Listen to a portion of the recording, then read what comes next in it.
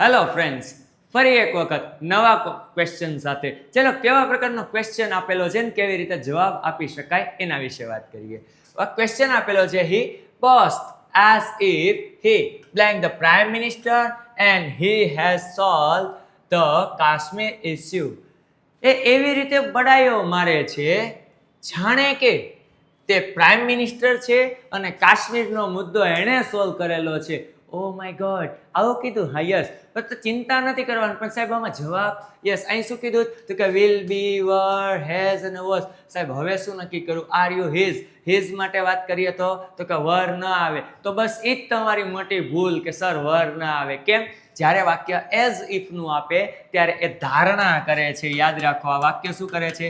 ધારણા કરે છે, જે વાસ્તવિકતા નથી એને દર્શાવે છે. તો ધારણાનું વાક્ય એઝ ઇફ વડે બને એટલે સબ્જેક્ટ પછી કમ્પલસરી વર આવે છે. યાદ રાખો, ધારણાનું વાક્ય હોવાથી એઝ ઇફ સાથે શું હોવું જોઈએ?